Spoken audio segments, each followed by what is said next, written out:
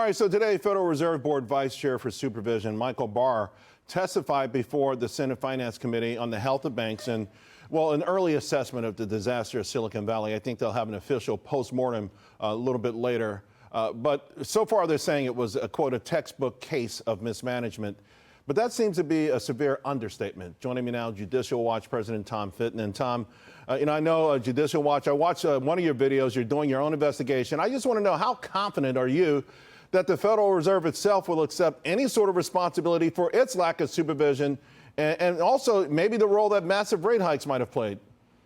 Yeah, I mean, we have 8 Freedom of Information Act requests already out on this issue. And, you know, when Barr talks about mismanagement, is he talking about federal agencies responsible for overseeing these banks?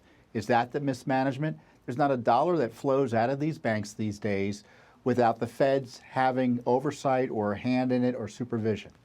And the idea that this just imploded and no one in a position of supposed authority in the federal agencies responsible for supervising the banks had any idea does not comport with reality. Right. And what's going on with the bailouts to date, and this is the evaluation, I think, taxpayers and those who end up paying for this at the banks when their fees are increased to cover the costs and losses of SVB and other banks, is all these decisions are political.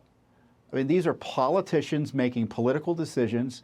The bailout, which in my view was unnecessary of SVB, only took place after Democratic politicians in California harangued the Biden administration to do something. Yeah. And then the next so-called bailout, which I call a takeover, the Signature Bank, looks like it was more about dinging that bank for investing in a politically incorrect investment area, which is crypto, as opposed to any, quote, systemic failures. And we've done previous investigations on the last big bank bailout system. Right. One of my favorites is the Treasury Department top official saying, we got to bring in the top banks.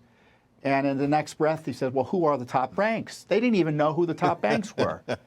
Tom, you talked about the folks who were involved in this, particularly politicians, but that weekend, you have folks like Ackerman, one of the wealthiest persons who ever lived on the planet.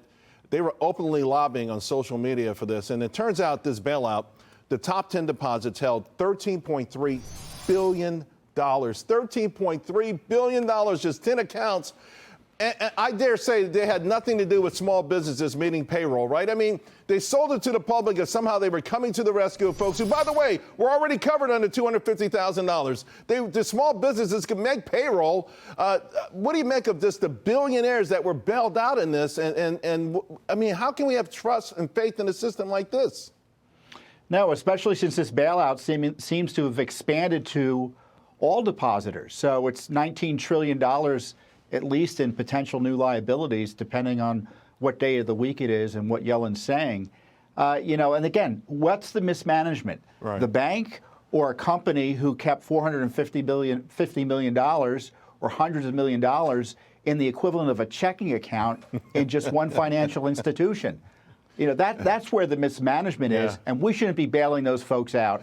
They need to be taking haircuts, to put it mildly. Hey, I got 30 seconds, but I want to squeeze this in because moments ago, FTX founder Sam Bankman-Fried, he's been charged with bribing Chinese government officials with $40 million.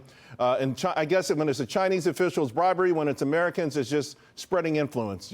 Your thoughts? Well, that's right. Well, going back to the first story, guess who benefits from the bailouts as well? Our friends in China. China-owned entities. SVB was a well-known partner of the Chinese Communist government. So they get it on both ends for the Chinese communists. They get bailouts and bribes. I guess they're not adversaries after all. Maybe President Biden was right. Thanks a lot, Tom.